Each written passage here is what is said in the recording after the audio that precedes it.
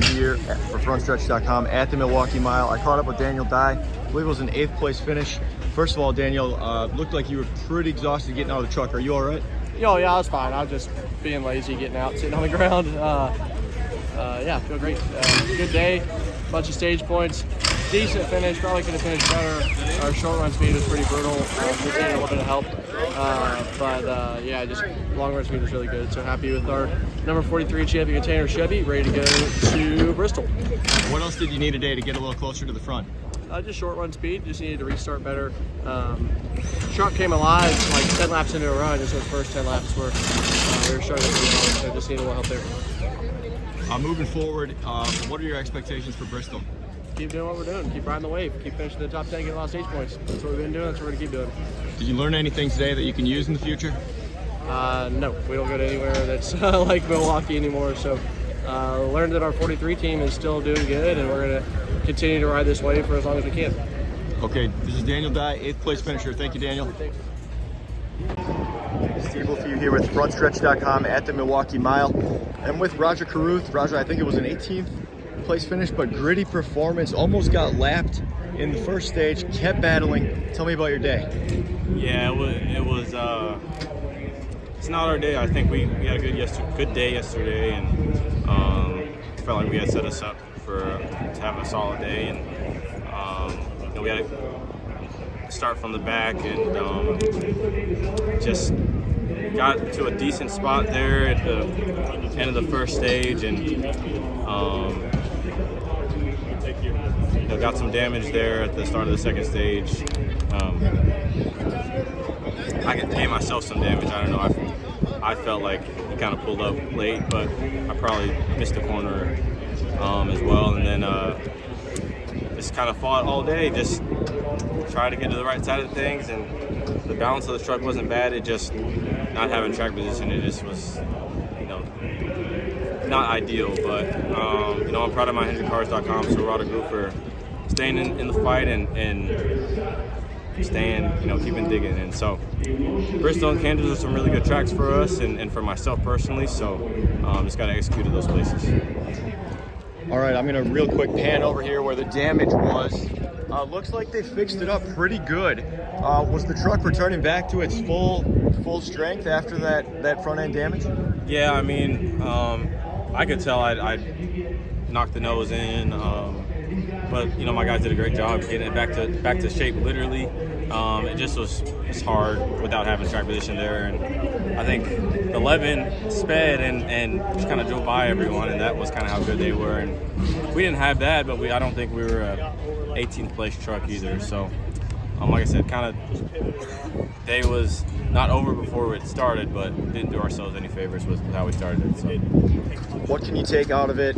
Where a lot of times if you have a bad day, you're in the deep 20s or 30s, just at least salvaging something out of it. You were the lowest of the playoff drivers, but only a few points behind. What's your mindset going into the next race as far as the standings go? Yeah, can't run like this anymore. I knew this was going to be the toughest race for us, myself, and I felt good with how yesterday went, but it just wasn't our day. So we're not going here next year, that's for sure. Rajah Caruth, not really thrilled with the Milwaukee Mile, his 18th place finish. Thank you, Rajah. Steve Leffew here with Frontstretch.com at the Milwaukee Mile with 4th place finisher and playoff contender Nick Sanchez. Nick, at times it looked like you were going to crash the party there and break up the so-called Big Three. A lot of fast laps, ultimately coming home 4th. What else did you need to get up to the front? Yeah, I mean, it's just I feel like the top 4. I can see myself, we're just kind of running at the same pace, so it's hard to pass. But yeah, I think we just needed a restart, some track position, something like that. But yeah, really proud of the speed my number 2 Hemric Chevrolet, my racing team brought this weekend, and I think it's a great way to start the playoffs off. We have a lot of good tracks coming up that contend for wins. So yeah, today was just a solid day for us. Running where we should all day, no mistakes, execution was good. So just clean up some things in my end as can, and still try to win.